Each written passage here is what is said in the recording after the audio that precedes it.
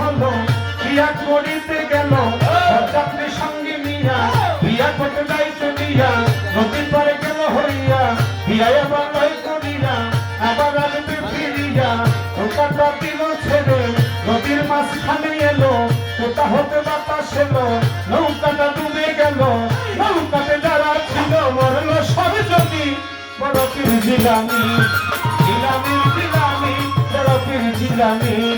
জিলানীর জিলানী বড় পীর জিলানী তোমার মনে পাথর বলে তোমার মনে পাথর বলে আগুন হয়ে লাগি বড় পীর জিলানী তুমি জিলানীর জিলানী বড় পীর জিলানী তুমি জিলানীর জিলানী বড় পীর জিলানী ঘুরি বেটি খবর পাইয়া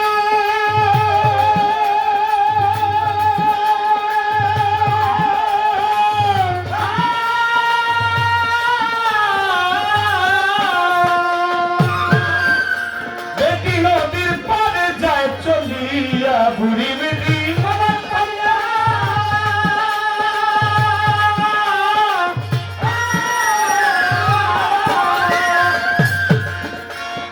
নদীর পারে যায় চলিয়া কয়েকদিন গত হলো বুড়ি বেটি কাঁদতেছিল দিনের পর সপ্তাহ এলো বুড়ি বেটি কাঁদতেছিল সপ্তাহ পর মাস এলো বুড়ি বেটি কাঁদতেছিল মোট 12 বছর গেল বুড়ি বেটি কাঁদতেছিল একদিন আমার বড় পীরে নদীর পার দিয়া চলে হঠাৎ তিনি লক্ষ্য করে বুড়ি একটা কান্দে বইয়া বড় পীর তাই দেখিয়া কেন বসে কান্দ তুমি শোনো আমার মাজননী কেন বসে কান্দ তুমি বুড়ি বেটি কথা পাইয়া বড় পীরকে যাই বলিয়া আমার এক ছেলে ছিল বিয়া করিতে গেল যাত্রী সহকারে নৌকাটা দিল ছেড়ে নদীর মাঝখানে এলো কোথা হতে বাতাস এলো নৌকাটা ডুবে গেল নৌকাতে যারা ছিল সকলেই মারা গেল তাদেরকে জিন্দা করেন কাদের জিলানী বড় পীর জিলানী জিলানীর জিলানী বড় পীর জিলানী জিলানীর জিলানী বড় পীর জিলানী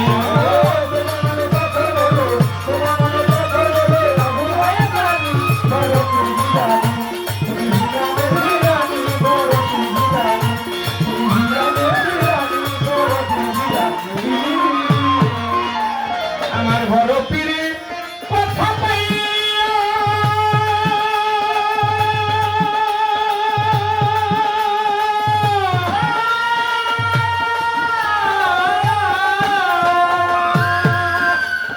অমনি পড়লো সেজদা দিয়া বড় পীরে কথা পাইয়া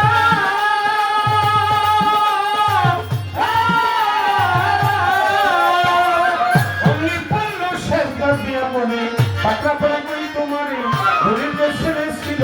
চলে জিন্দা করতে হলো আল্লাহ এই কথা পাইয়া বড় পীরে নেই বলিয়া ঘুরির যে ছেলে ছিল আর মাংস যত ছিল নদীর মাছেতে খাইল কেমন জিন্দা করবো এবার তোর শুনি বড় পীর জিলানী জিলানী জিলানী বড় পীর জিলানী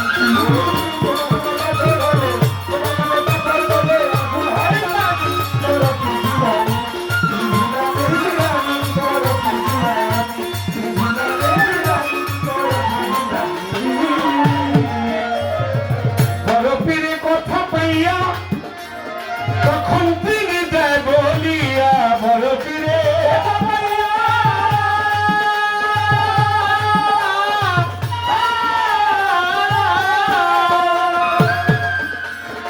তখন তিনি দেয় বলিয়া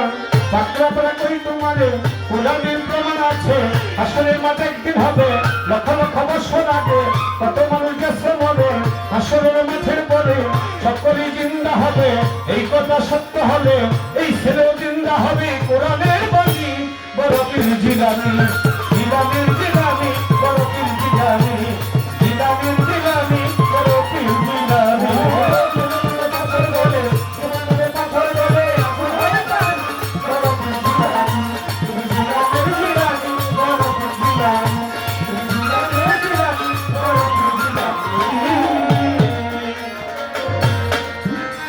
আমার আল্লাহ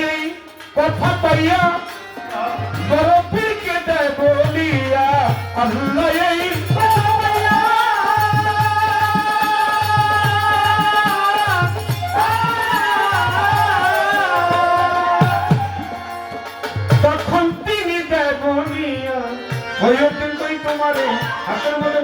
নিয়ে নদীতে যাও শিখাইয়া হইতে তুই তোমারে হাতের মধ্যে মাছি নিয়ে নদীতে যাও শিখাইয়া বরফের কথা পাইয়া কি জানি কি মুখে কইয়া হাতের মধ্যে মাছি নিয়া নদীতে যাই শিখাইয়া কি জানি কি মুখে কইয়া হাতের মধ্যে মাছি নিয়া নদীতে যাই শিখাইয়া পুলিশের কি করিল বরযাত্রী সহকারে সকলি ঘাটে বেড়ে বরযাত্রী সহকারে সকলি ঘাটে বেড়ে এবার পুলিশ ছেলে কি করিল পুরীকে সালাম করিল পুলিশ ছেলে কি করিল পুরীকে সালাম করিল এবার বরপীরকে ভক্তি করো পাগল মনি বরপীর জিলানি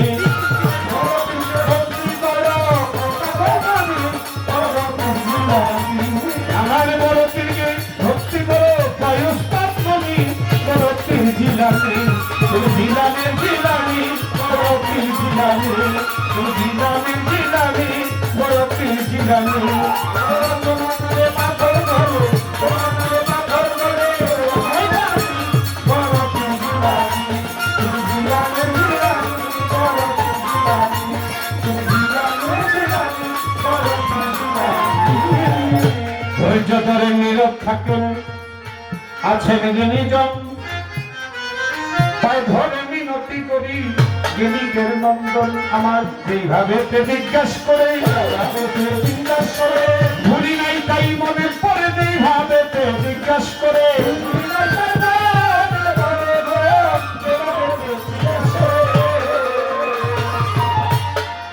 বা খুব সুন্দর আমার প্রশ্নের জবাব দিয়ে আমাকে দুটি প্রশ্ন করেছেন একটা জায়গায় আমারে দাবির করে ফেলাই থেকে গেছে কি ওই যে আমি প্রশ্ন করছিলাম পরে কয়ে আপনি বলবেন শক্ত করে বলবেন এই প্রশ্ন আর কাউকে করছেন কিনা আমি কি লেগে করবো বইতে চিন্তা হইব না যার কাছে চাইলে পাবো তারই তো জিগাবো যে জায়গাটা আমার অপূর্ণ এই জায়গাটা পূর্ণ করতে হইলে আলিয়া বেগম পাগল মনির যারা আমার সিনিয়র আছে তাদের কিছু ধরবো কি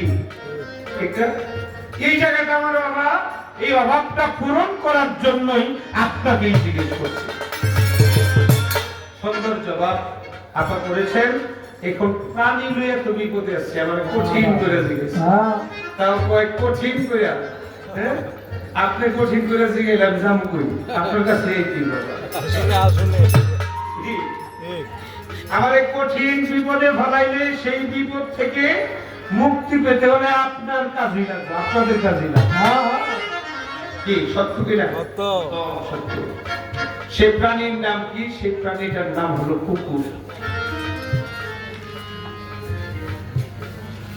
শয়তানের ইচ্ছায় তৈরি আপনার কি কুকুর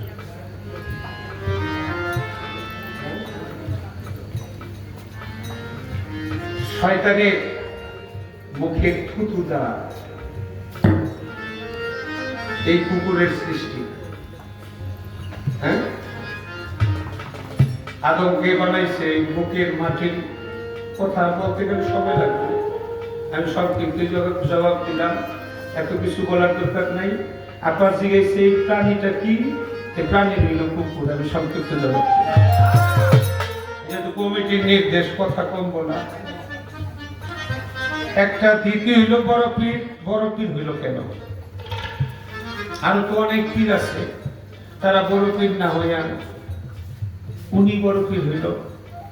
এটা বড় পীর রুহানি জগতেই বড় পীর হইছে রুহানি জগতেই বড় পীর কোন জায়গায় পীর ওই যে আমি বলছিলাম আমার নবী মেরাজে যাওয়ার সময় বড় পীর পাথর রূপে নিচে স্থান নিয়েছিল